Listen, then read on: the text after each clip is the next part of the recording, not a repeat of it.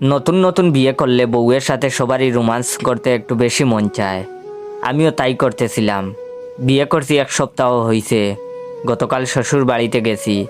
3 দিন শ্বশুর বাড়ি থাকতে হবে। গতকাল সারা রাত শালা শালিরা প্রচণ্ড বিরক্ত করেছে, ঘুমাতে দেয়নি।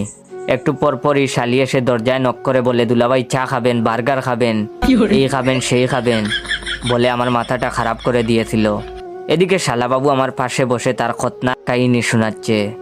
কোন স্টাইলে কান্না করছে, কেমনে হাঁটাচলা করছে, কেমনে ঘুমাইছে, আর কি কি করছে একেবারে A to Z পর্যন্ত বলেছে। রাত 3:30 বাজিয়ে ফেলছে। ওইদিকে আমার উনি আরামসে লম্বা একটা ঘুম দিছেন, মাইনকার চিপায় আমাকে রেখে। না পারতেছি কিছু বলতে, না পারতেছি সহ্য করতে। যাক, 3:40 শালাবাবুর কাহিনী বলা শেষ হইছে। শালারে রুমে থেকে বের করে দরজা বন্ধ করে ঘুমাতে গেছি। ঘুমটা আসতেই বউ ডাকাডাকি শুরু করে দিছে আর বলতেছে, সকাল 8টা বেজে গেছে, উঠো তাড়াতাড়ি।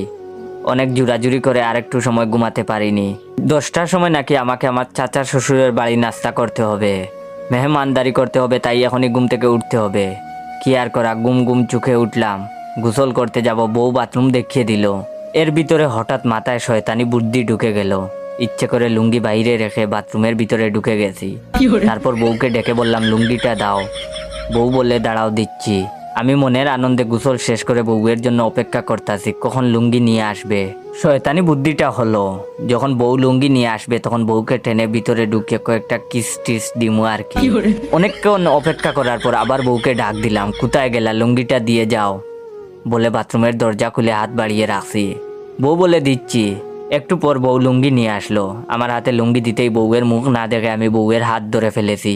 হাত ধরে টানাটানি, বউ টানে বাইরের দিকে, আমি টানি ভিতরের দিকে।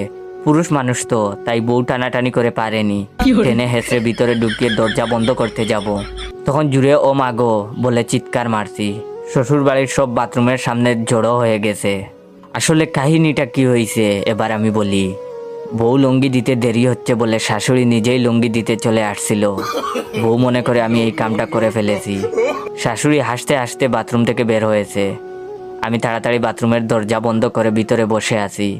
সব ঘটনা শাশুড়ি সবাইকে বলতেই হাসাহাসির প্রতিযোগিতা শুরু হয়ে গেল। শালাশালি হাসতে হাসতে মাতৃতে গোড়াগড়ি খাচ্ছে। এদিকে আমি বেচারা লজ্জায় আর বাথরুম থেকে বের হতে পারছি না। কি কামটা করলাম, আর কখনো এমন রোমান্স করার চিন্তাও করব না আমি। কিছুক্ষণ পর বাহির থেকে বউ ডাকতেছে, সবাই চলে গেছে, বের হয়ে আসো। আমি বাথরুম থেকে বের হয়ে লুকিয়ে লুকিয়ে রুমে ঢুকেই সেই যে দরজা বন্ধ করছি এখনো খুলি নাই। আর এই রুমে বসেই আমি এই ভিডিওটা টিকটকে আপলোড করতেছি।